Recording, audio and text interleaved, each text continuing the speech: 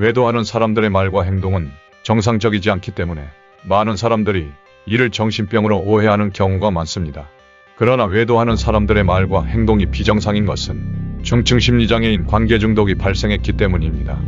인식기억 표현에 3개 심리 중에 1개의 장애가 발생하면 심리장애라고 하고 2개의 장애가 발생하면 중증심리장애라고 하며 3개 모두 장애가 발생하면 위중증 심리장애 또는 정신병증이라고 합니다.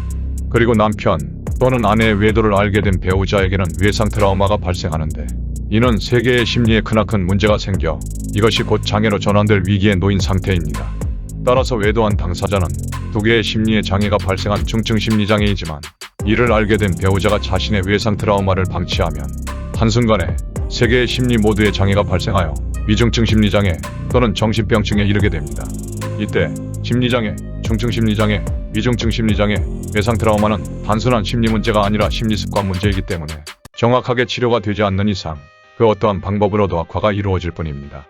남성에게 중증 심리장애가 발생했다면 인식장애와 표현장애가 발생한 것이고 여성에게 중증 심리장애가 발생했다면 감정장애와 표현장애가 발생한 것입니다.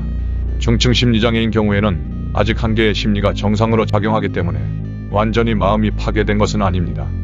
그러나 인간관계를 파괴하면서 자신만의 즐거움을 위해 살게 되기 때문에 정상심리인 사람들은 외도하는 사람들의 말과 행동에 대해 비정상이라고 느끼고 마치 미친 사람처럼 보입니다. 그러나 아직은 하나의 심리가 정상이기 때문에 중증 심리장애를 치료하고 회복할 수 있는 기회가 있습니다. 즉, 아직 정상으로 작용하는 하나의 심리를 통해 건강한 심리로 회복할 수 있는 가능성이 있다는 것입니다. 중증 심리장애와 위중증 심리장애를 비교하면 표면적으로는 별 차이가 없는 것처럼 보이지만 중증 심리장애는 하나의 심리가 정상으로 작용하기 때문에 회복이 가능합니다. 그러나 중증 심리장애가 악화되어 위중증 심리장애로 전환되면 나머지 하나의 정상 심리마저도 심리장애가 발생하면서 인간의 마음으로서는 살아갈 수 없게 되고 회복이 불가능할 수도 있습니다. 외도를 한 사람들은 아직 중증 심리장애인 관계중독이니 절대 악화시키지 말라고 당부하는 것입니다. 이는 외상 트라우마를 치료하기 전까지 외도에 대한 이야기, 분노, 추궁, 대처, 대응 등을 하지 말아야 하는 이유입니다.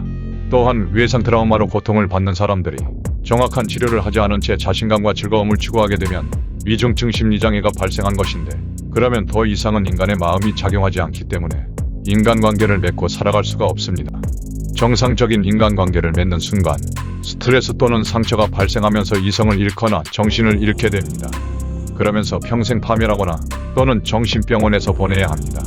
그래서 위중증 심리장애가 발생한 사람들은 비정상적인 인간관계만 선호하는 것입니다. 이처럼 심리습관 문제는 무조건 악화되기 때문에 즉시 그것을 치료해야 할 필요가 있습니다.